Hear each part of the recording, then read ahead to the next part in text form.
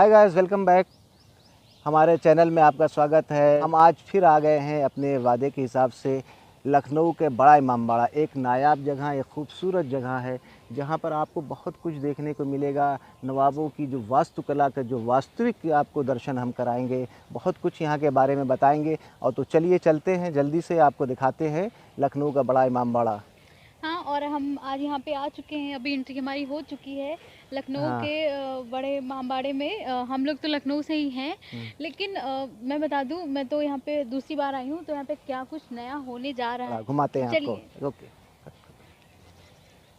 लखनऊ का बड़ा इमामबाड़ा यहाँ के प्रमुख ऐतिहासिक स्थानों में सबसे अलग और अनोखा है। ये इमामबाड़ा शहर की संस्कृति और समृद्धि की विरासत भी है।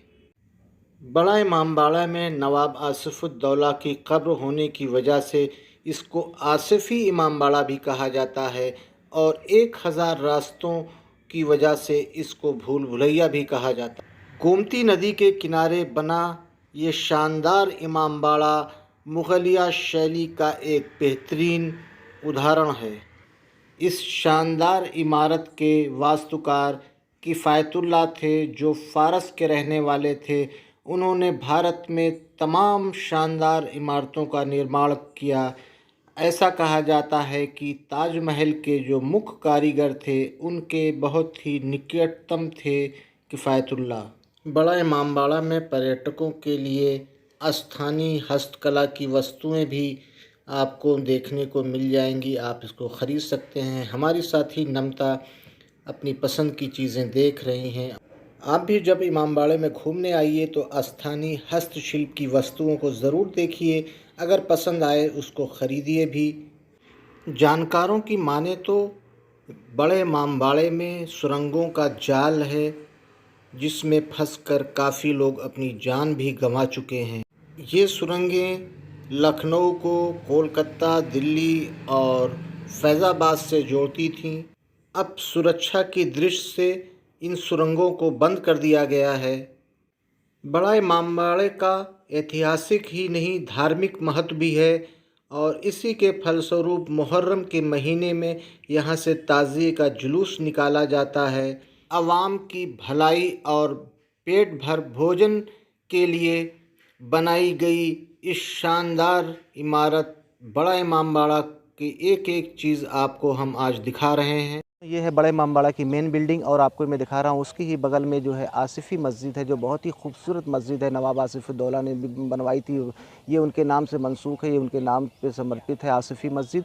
और आपको मैं दिखा रहा हूँ ये गेट है जहाँ से हम लोग एंट्री करते हैं। यहीं पे टिकट घर है, 50 रुपये पर पर्सन के हिसाब से यहाँ पे टिकट चार्ज लगता है।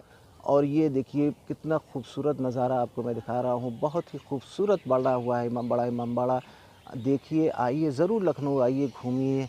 यहाँ पे चारों तरफ लखनऊ के नवाबों की शान नज़र आएगी आपको। अभी हम लोग बड़े इमामबाड़े के अंदर आ चुके हैं और चलिए अंदर देखते हैं कि यहाँ पे क्या क्या है और आपको भी दिखाते हैं।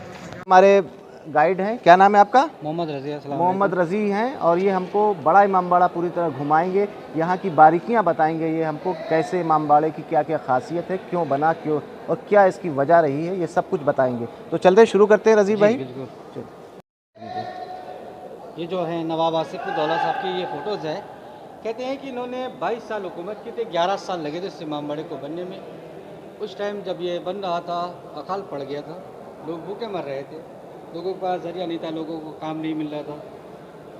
आवाम ने, जनता ने यही सोचा कि अगर हमारे पास नहीं मिल रहा है कोई काम तो हो सकता है मेरी हेल्प करेंगे नवाब साहब। जब उन्होंने कहा कि हुजूर जो ख़त्म हो गया तो कुछ मेरी मदद करिए, तो उन्होंने सोचा कि अगर हम उनकी इमामबाड़े को चौथे दिन तोड़वाते थे, जो बनाने वाले को भी पैसा मिलता था, तोड़ने वाले को भी मिलता था। तो कहते हैं ये सिलसिला 4 साल 4 महीने तक था। कहते हैं कि 1 करोड़ रुपए जब लागत लगी तो कहते हैं कि जो उस टाइम में जो यहाँ के बारे में बताइए। ये बिल्डिंग का फर्स्ट हॉल है, हाँ। जिसका नाम चाइनीज़ हॉल रखा गया। ये चाइनीज़ हॉल क्यों रखा गया? कहते हैं कि जो सॉसर होती है ना, प्लेट चीनी मिट्टी की, जो चीनी मिट्टी प्लेट की शेप बनी हुई है, ये जो ऊपरी हिस्से में ये राउंड शेप दिखती है, टेरेस पे जाने के बाद ये राउंड शेप नज़र नहीं आती है। आखिर क्यों किया राउंड शेप ऊपर नहीं है? क्योंकि वो वेट को डिवाइड किया है वॉल्स के ऊपर, जिसमें हम आपको 489 रास्ते, ये रास्ते बनाए नहीं गए थे, जो बिल्डिंग का बैलेंस को डिवाइड करके जो छत को रोका गया था। कैंडल स्टैंड वगैरह है, ये कापर के हैं, कैंडल लाइट नहीं होती अच्छा थी, तो इसके अंदर कैंडल जलाई जाती थी। इस इमामबाड़े की खासियत ये है कि इसमें कहीं पर कोई भी पिलर नहीं है। नवाब आसिफुद्दौला ने सलाहकारों से बात की थी, कहा था कि मुझे एक ऐसा इमामबाड़ा बनवाना है जिसमें काफ़ी लोग एक साथ बैठ सकें और उसमें कोई पिलर ना हो, कोई भी किसी। तो उसमें काफ़ी इसमें मशक्क़त के बाद ये डिज़ाइन तैयार किया गया है और आज आपके सामने बड़ा इमामबाड़ा के रूप में दिखाई दे रहा है, जिसमें इसकी लंबाई 160 फीट लगभग है और कहीं पर भी कोई पिलर नहीं है। नवाब आसिफुद्दौला की कब्र है और उनके बगल में ही उनकी बेगम की कब्र है, बेसमेंट में इनकी कब्र है, ऊपर से ये एक निशान है।